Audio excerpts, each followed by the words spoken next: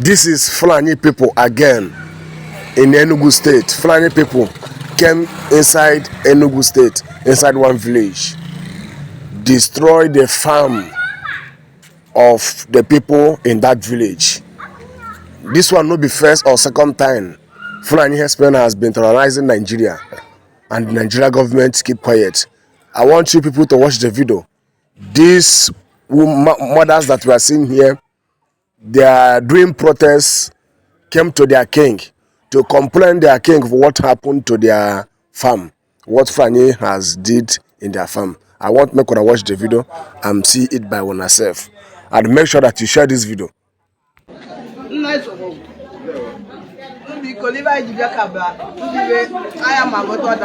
Hola, lo pide la. So libe jibia mgbebra ai ga no tawa avu ko ibe na college ndo Fulani futa ba ha bi gbara ba ha bo jai ba ha be dai ba ha bo rice ka enjo ba bia mgbe mmadụ bụ isi onye nwaanyị ba bụrụ onwe nwata ke baka daide mgbe ka lọrọ ọlịa maka lọ gara ego ba daide ọ jisi kele ike nke Chukwu bi ji bụ onye ka lọrọ andro ibe ụlọ ma ba gbagburu anya anyị lọ si mgbe la mkpọtụ ebe chile mai la ke be go le ke gburu izu olole anya duje onye je ego le ọkwa onye ibu na abakwa ka mgbe bụkwa ibe aduba chite baba chi ga je tukozialụ chi anyị la emegi anyị le na ile emegi mgbe ebe anyị ligbu chi ka itite mkpugu bụ na lọkwa go si ilukwo lai agakwo ndo nke ọzọ ba lụkwakwa legu nke bụ nke agụ le ke mgbunyu anya legu makwa anyemaka le enyela ka enyewele enye m olo enyewele enye m ọgwụ lọbụ ibe anyị ji bịa igbe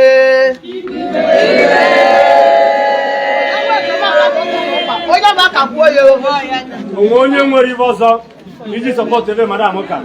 okay igbe inyoma loligwen iji support ibe na yukwu nkano aha shilo o tagburu ibe anyị kọrọ dugo ebe ha amashi rice la igbolo la ji anyị kọrọ la ego na matalu kari 200 acres maka mmanụ m weka nlọka nwegodu 7 before onye ọgọda ka nke onye elu so maka aka ya nwe ose dugo ha amashi o ebe ji shika itite nkwu ebe ọ bụla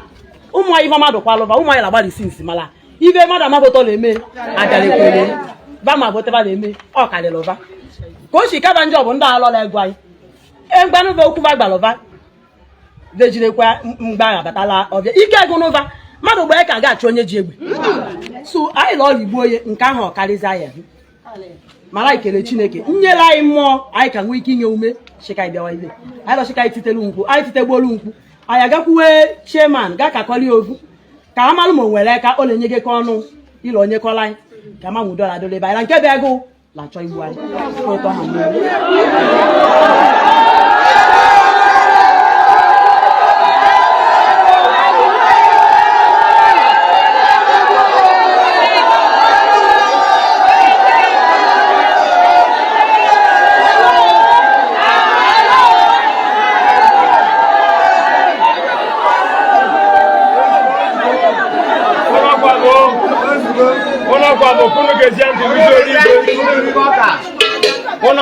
kunu ruzi oru igwe beside that ilugo ni be ndi nyemu ugure olori ka live Fulani leme and am amra ni mo bother the witness ko be fa the witness nyemu ndo to the witness kwa mala ngosi ka babu ndo olori o metugo lobo nkembo ijigosi ogwebe eri na bu ive la ola metakata ma le met everybody so his highness enwe livi agba ndi nyoma la ndunwa egwani aba igwe biko ndeba unabia achimo unabia konse abibe fa kama mutu me kam me bido ibe okwu na mara ebe nwata bido ayi tikatago tikata mara na vu n'otu ya bụrụ nwanne nwoke ji azụ abịa melada lakwa ibe lo ebile okute echewe otu onu bịa bụ ka mgbe memekwesa gọọmenti la chairman ma ndụ lalọchenya la mara Enugu mara Abuja ara emekwe ka ba mara la tekwe otosi la dala la saida anda ebe eli ne biba ji sika eli ne bro na hafu igba ichiche na bugo ni ba ka lo lelie ai ka ebe ka lo lelie la gbari ndụ gbara ya ekwo ababụ nke a ka ọ ma amafe ibe ma ọ bụ ụlọ ebe anyị niile bụ nna otu were hụ mere hụ otu kibe data anyị na-ejikọ aka ka anyị na-ebata amala ya batagwo mara ịmabụrụ nke ya ka ọ ma amafe ibe ego jegbuo lata anyị were kọta dara echewuru ụlọ ịghọtago obo nne ibe pata gulie nke a kọrọ akọ ala emebiela egwu ọnụ ka ngwanụ m ka anyị na-awụ ige echi na onye ọgba arịkọta chi na-ada ashira amaba ebe gbulie na etute na be lọ ebe mmete ma nke na-emete ma amabụ lọ frustration ịghọtago so abụgo m in fact anyị na-elebe anya site ike nke Chineke anyị na-agwa ndị isha anyị na-agwa ndị isha sịrasa anyị malụ oge n'otu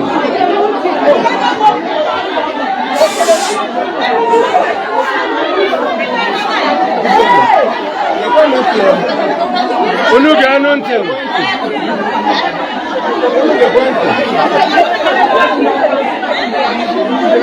ndị onye isi unu sụọ n'ụtụlansị ka ndị a niile na-eji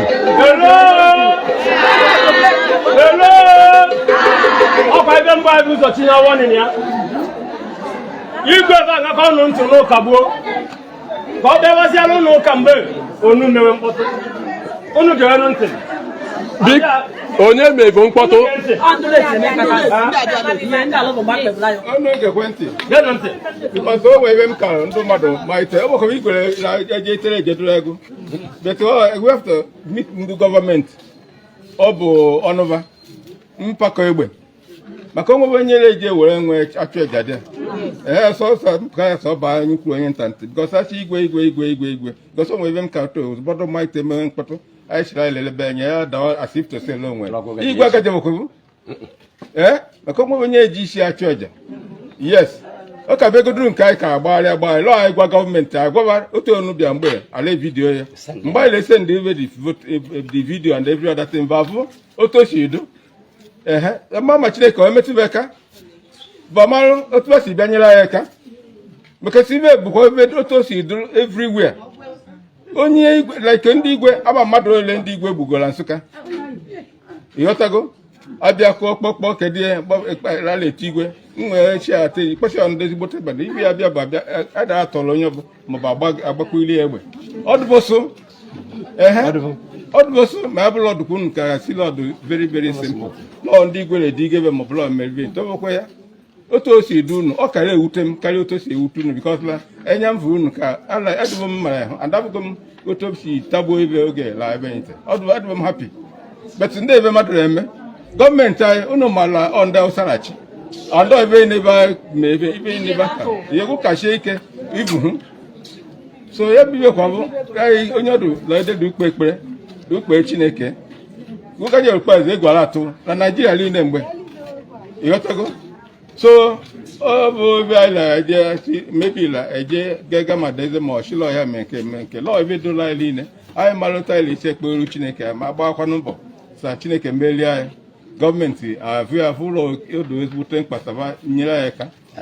anyị abụ nwa anyị lenya anyị fụkwuo nwa anyị lenya kpakpa ọ ya na-eme bikos gọọmenti anyị la kọmplen n'uve nke ike agụba bete ebụla anyị ji ofu obi bịa chibata mkpa ya definitely ba elebe anya ma malụ anyị bịakwana ya n'obuko onwe ya maka ọsọ bụ alachụ bụ onye alachụ onye bụ alachụ onwe alachụ Igbo alachụ onwe onye alachụ onye that is alachụ unu alachụ ihe onwe unu ole bụ ụzọ ụlọ edegụrụ agbata obi adụbara ama gụrụ onye gụrụ ebe ụlọ adụbara ama unu alatakacha onwe unu ndị na-otu udoro eme udo adụbụ onwe ebe dụbụ punishment Chineke dị wote dego ọlụma ma abụrụ emebe ma ebe nte ebe ete jide mfu obi etu na ugbu ka na ibe anyị chiri ala anyị eme ebe ọ bụ wute obi ọcha ịghọtago na achịra nwere la nwere dugbo egbe kpata chira ụtọ karịrị ya mana ebe a na-ese okwu etu a ndị ụta na-eme lagara ihu na-emebi ego unnecessary ego kwesịrị iji mee ibe bara uru eji ala etige enye ndị kọt na ndị lọya bara eri imagine so bikonu anyị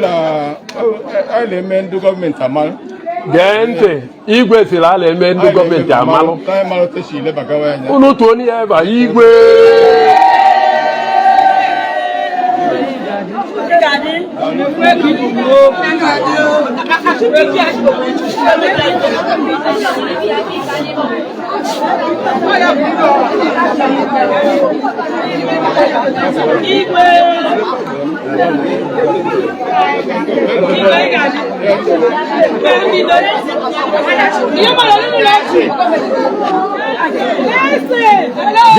Genunte.